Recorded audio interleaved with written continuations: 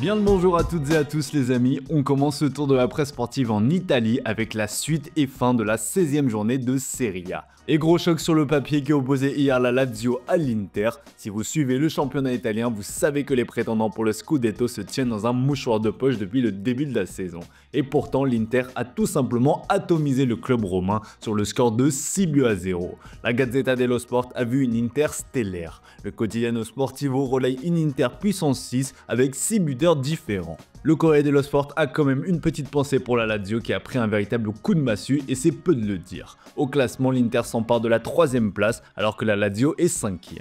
Toujours dans la botte, le quotidien italien relaye l'offre de l'AC Milan pour Théo Hernandez en fin de contrat en 2026. L'objectif des Milanais est clair, malgré un début de saison délicat pour le français, la priorité est de poursuivre le mariage qui dure depuis maintenant plus de 5 saisons. Le contrat soumis à l'agent du français prévoit un salaire net de 5 millions d'euros plus des bonus.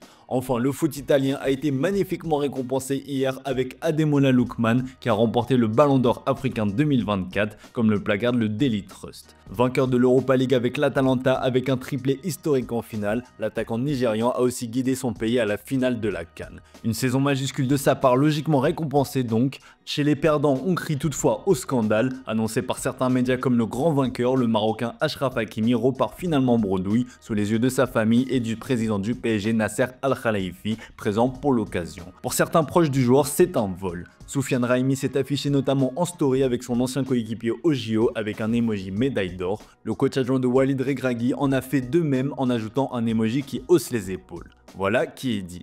On prend la direction de l'Angleterre. Ces dernières années, la ville de Manchester était clairement plus bleue que rouge, sauf qu'en ce moment, les rôles s'inversent. La terrible crise qui frappe Manchester City s'est confirmée avec la défaite dans le derby ce week-end. Plus que jamais, Pep Guardiola est sur la sellette. Le Daily Star fait référence à un film ce matin pour qualifier la situation du coach catalan, 8 heures de sursis. Alors que Pep Guardiola a récemment prolongé, ce dernier se retrouve plus que jamais sur un siège éjectable.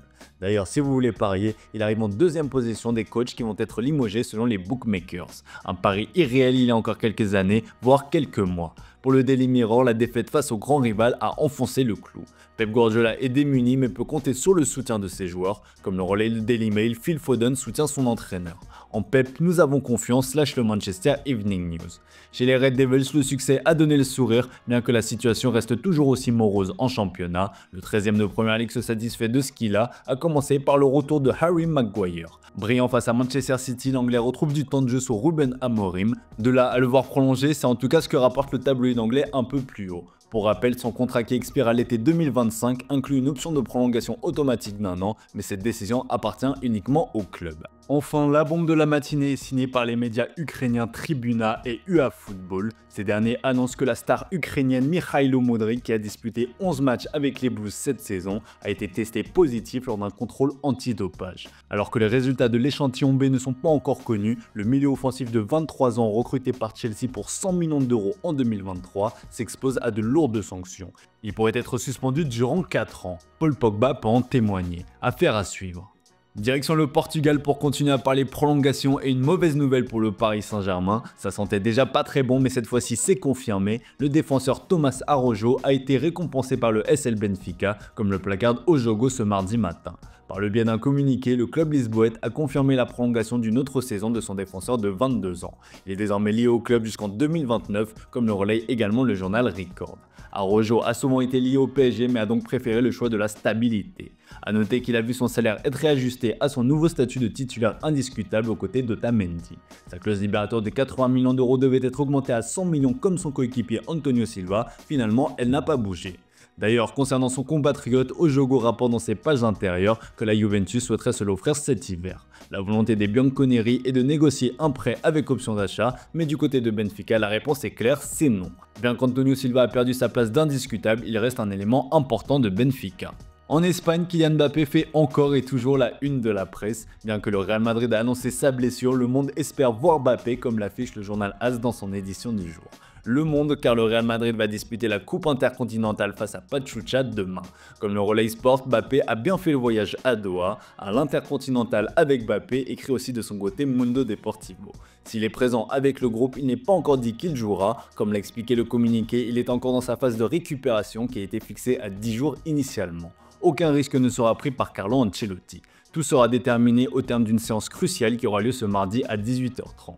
Au Qatar, on espère revoir le prodige français de près, alors qu'à Madrid, on préfère évidemment éviter d'aggraver sa blessure. Sans manquer de respect à Pachuca, le Real Madrid doit bien avoir d'autres armes dans son effectif pour triompher sans Mbappé dans cette finale intercontinentale.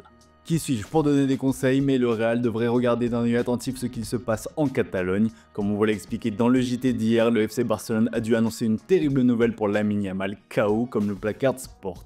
Un nouveau coup dur qui va écarter le prodige de 17 ans des terrains pendant 3 à 4 semaines. Cette blessure pourrait paraître anodine, sauf qu'elle se situe au niveau de la cheville droite déjà touchée il y a un mois. En Catalogne, on craint une rechute pour un jeune joueur qui enchaîne depuis l'été triomphal avec l'Espagne.